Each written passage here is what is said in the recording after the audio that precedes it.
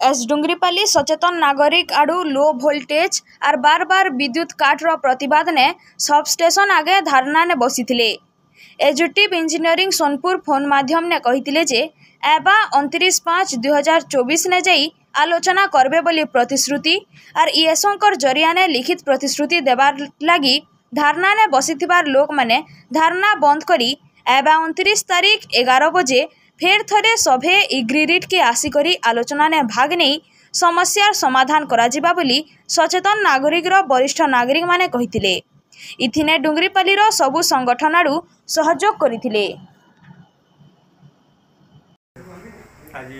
अंचलवासी मैंने executive engineer Sonpur सांग discussion कले फोन कर इंजीनियर सर प्रतिश्रुति देते 29 तारीख निजे आसवे डिस्कसन करने से आज स्थगित रखाई 29 तारीख आलोचना हम कौन रही समस्या समस्या लो वोल्टेज प्रोब्लेम तो बड़ समस्या आ लाइन बारंबार जो विद्युत काट होती से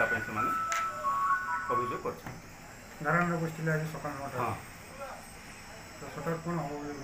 इंजीनियर सार आसे डिस्कसन तो से मो सागर करेंगे कहले इंजीनियर सार सार आसे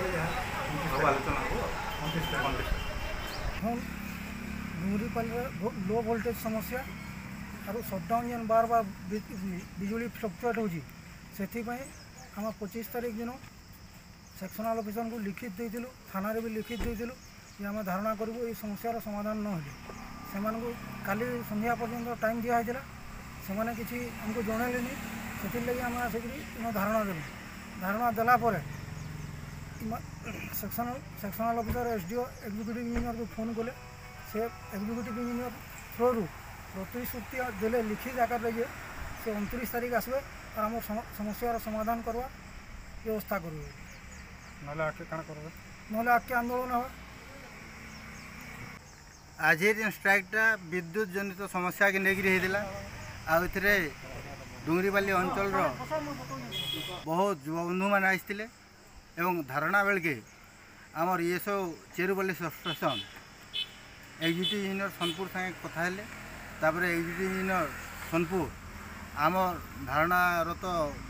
कर्मकर्ता मान संगे आलोचना कले एवं आलोचन से यहाँ आमको लिखित प्रतिश्रुति देले जे आगामी 29 तारीख से निजे आसबे एवं ऑफिशियल स्टाफ भी आसबे आमर संगे आलोचना करबे जे केनता कले आमर अंचल इलेक्ट्रिक समस्यार समाधान हो पारबा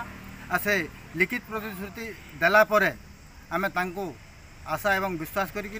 आमर आज जेन धारणा दिया जाता ताके आमे स्थगित कलु एवं आगामी 29 तारीख रे समस्ते आसिक इन केनता गठनमूलक आलोचना हो पारबा आमर समस्यार समाधान हो पारबा तार लगी आपण मानकर माध्यम रे अंचलवासी को निवेदन कर समस्ते